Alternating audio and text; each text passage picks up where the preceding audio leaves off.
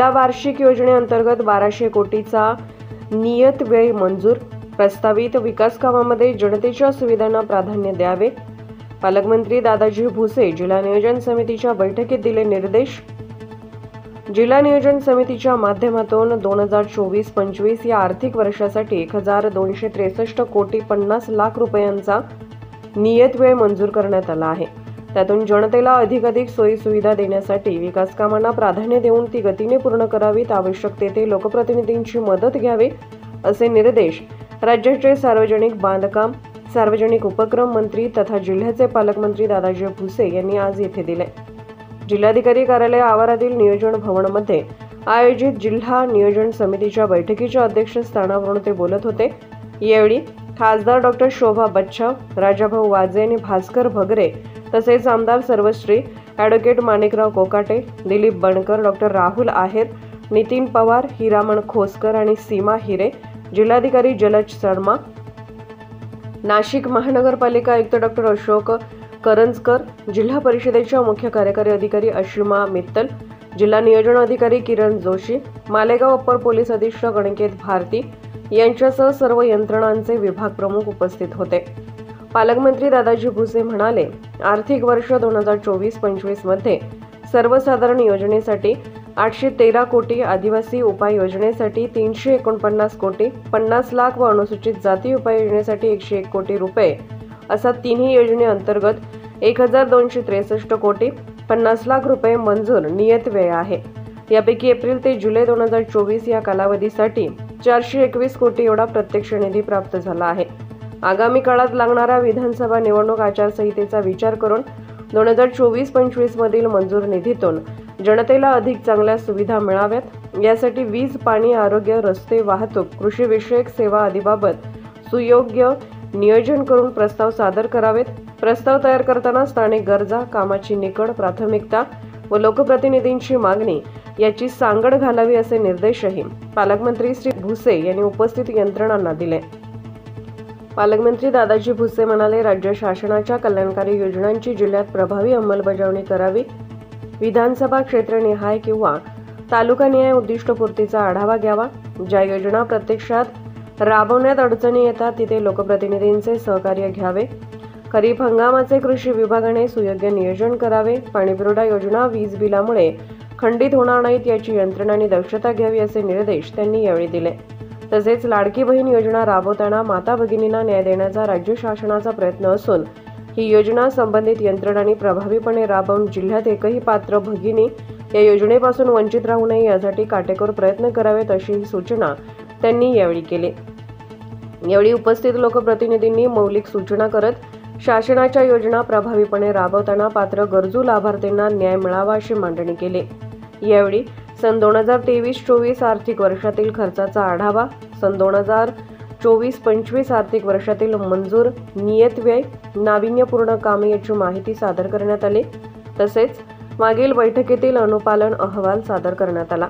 बैठकीच्या प्रारंभी नवनिर्वाचित खासदारांचे स्वागत पालकमंत्री श्री भुसे यांच्या हस्ते करण्यात आले। तसेच सुरुवातीला जिल्हा परिषदेच्या सुपर 50 उपक्रमाच्या माध्यमातून उत्तीर्ण झालेल्या जेईई ॲडव्हान्स प्रवेश परीक्षेमधील यशस्वी गुणवंतांचा उपस्थित मान्यवरांच्या हस्ते सत्कार करण्यात आला। बैठकीचे प्रास्ताविक, आराखडा सादरीकरण व आभार जिल्हा नियोजन अधिकारी श्री जोशी यांनी केले।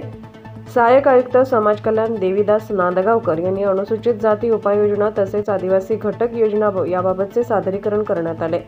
दृष्टिक्षेपात जिल्हा वार्षिक योजना 2022-23 ते 2024-25, सन 2022-23 सर्वसाधारण योजना मंजूर, नियत व्यय 600 कोटी व झालेला खर्च 599.45 कोटी, आदिवासी उपाययोजना मंजूर, नियत व्यय 308.13 कोटी व झालेला खर्च 308.13 कोटी, अनुसूचित जाती उपाययोजना मंजूर, नियत व्यय 100 कोटी व झालेला खर्च 99.78 कोटी, सन 2023-24 सर्वसाधारण योजना मंजूर, नियत व्यय 680 कोटी व झालेला खर्च 780 कोटी, आदिवासी उपाययोजना मंजूर, नियत व्यय 313.12 कोटी व झालेला खर्च 313.12 कोटी, अनुसूचित जाती उपाययोजना मंजूर, नियत व्यय 100 कोटी व झालेला खर्च 99.95 कोटी, सन 2024-25 सर्वसाधारण योजना मंजूर नियतव्यय 813 कोटीपैकी प्राप्त निधी 271.20 कोटी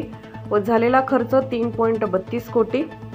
आदिवासी उपाययोजना मंजूर नियतव्यय 349.50 कोटीपैकी प्राप्त निधी 116.48 कोटी व झालेला खर्च 3.12 कोटी. अनुसूचित जाती उपाययोजना मंजूर नियतव्यय 101 कोटीपैकी प्राप्त निधी 33.32 कोटी व झालेला खर्च निरंक आहे. जिल्हा वार्षिक योजना सर्वसाधारण आदिवासी उपाययोजना व अनुसूचित उपाययोजना अंतर्गत गत 3 वर्षात मंजूर केलेली उल्लेखनीय कामे. नाविन्यपूर्ण योजनेअंतर्गत जिल्ह्यातील 15 तालुक्यांमध्ये संविधान स्तंभ व 75 फूट उंच राष्ट्रीय ध्वज स्तंभाचे बांधकामासाठी रुपये 3 कोटी निधी उपलब्ध करून दिला. त्र्यंबक रोड नाशिक येथील मुलींचे सैनिक भरतीपूर्व प्रशिक्षण संस्थांच्या सुधारणेसाठी रुपये 0.77 कोटी रकमेच्या कामांना मान्यता देण्यात आली. जिल्हा परिषदेच्या 49 आदर्श शाळांमध्ये 104 वर्गखोल्यांचे बांधकामासाठी रुपये 99.98 कोटी रकमेस मान्यता देण्यात आली.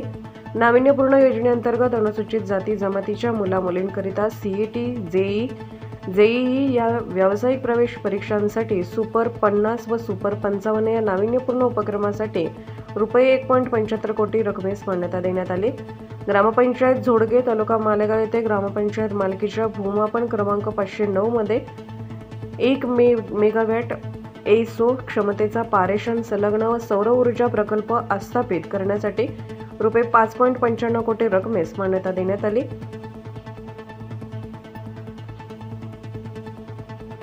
मालेगाव शहरात कायदा सुव्यवस्था व संनियंत्रणासाठी अद्ययावत सीसीटीव्ही यंत्रणा उभारण्यासाठी रुपये 3.9 कोटी रकमेस मान्यता देण्यात आली.